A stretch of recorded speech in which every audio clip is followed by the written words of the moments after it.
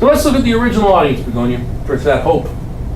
Let's try and situate the parable within the culture out of which it came down to us. What's going on? Who probably was Jesus' original audience?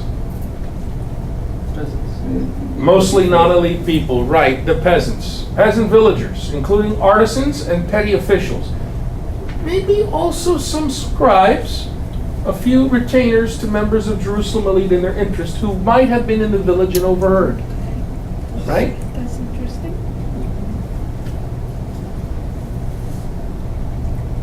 Maybe some of them too.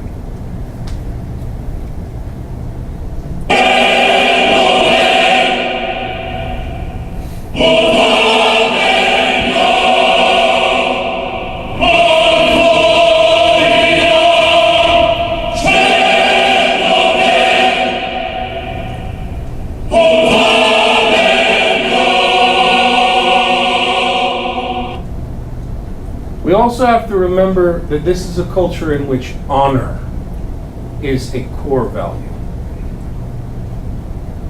Honor is not a core value of mainstream American society. It used to be before the Civil War, and perhaps in some ways still is in our military and mafia.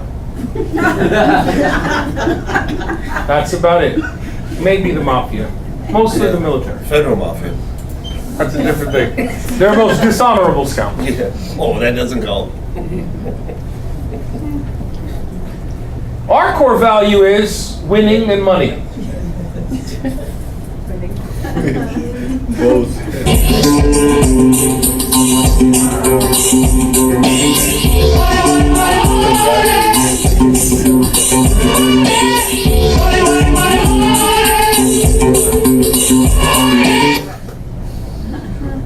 But money was not the core value of the ancient world, it was honor. Honor is in every page of the Bible. Once you see it, you can't unsee it. Recall that honor means a claim to worth and a public acknowledgement of that worth. Therefore, honor is socially acknowledged public worth.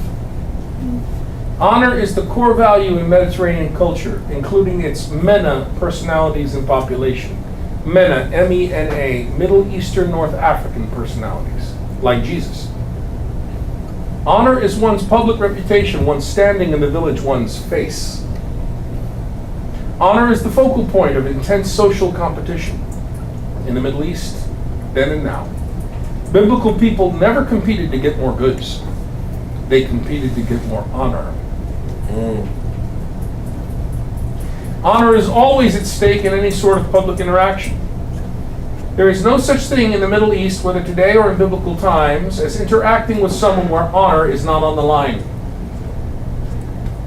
Even in the most insignificant social interaction, 24/7, every waking hour you are in competition for honor with whomever you are interacting with. It even gets down to simple conversation and vocabulary and body gestures used. Who speaks first? Who speaks after? Where your eyes are when you are speaking and what you are wearing. Indeed, everything you do in the biblical world, Old and New Testament, is honor competition.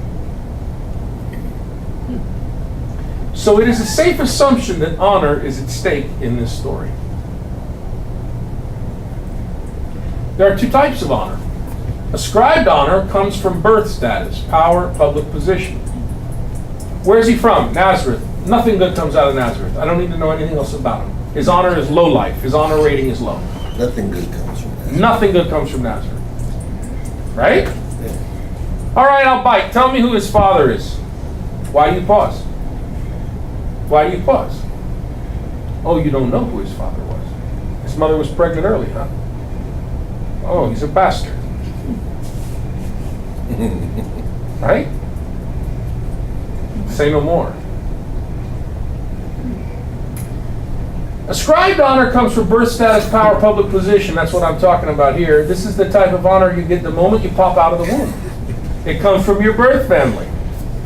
If you come from a high honor elite family, you automatically are one of such honor yourself. See? If you're born to high society, you're high society. If you're born to low life, you're low. ancient people could get that. Honor-driven people could get that. If you were born of high social honor, you were a high-ranking person. If you were born of a low life, you're a low. What they could not wrap their head around is whenever a low life produced a great one.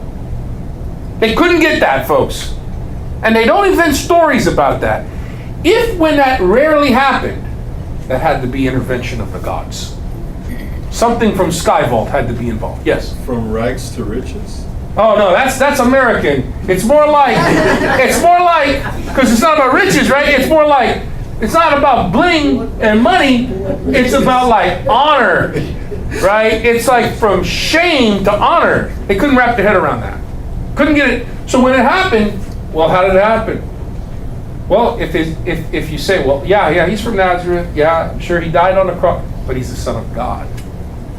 Well, then all disputes right out the window there, because, whoa, how can I dispute that? And I'm not saying it in a gullible way, like that, because they would contest, I don't believe that claim. But that was demonstrated, right? In visions and healings and all these. Okay, I can see why you believe that. Yeah. For the most part, even today, if someone does something very honorable and it's not for personal gain, it's attributed to God. Yeah, but there's a problem. We're not an honor culture. We use the word, but what we really mean is something like good. We don't really mean honor. Honor is we have to be very careful with honor. Only in the military, Mary, is there a semblance left, and it's dwindling, of honor in our society. You gotta understand what honor is. Socially accepted value. And it comes from collectivistic peoples. The more individualistic we become, bye-bye honor. Bye-bye honor. If you're born to a low-life family, you're a low-life. Just the way it is. Mary, the Queen of Heaven, low-life. Indeed, you will be a low-life the rest of your life. You are alive, and you cannot change that. That's ascribed honor. But there's another kind of honor. Acquired honor. That's the honor granted by achievement or laudable public behavior. Aristotle says in his Nicomachean Ethics, honor is the prize of virtue. If you are a good person, you gain respect in the village. You act kindly and well and justly with your neighbors, and you will gain honor in the village. Acquired honor is the reward you get for being a good person.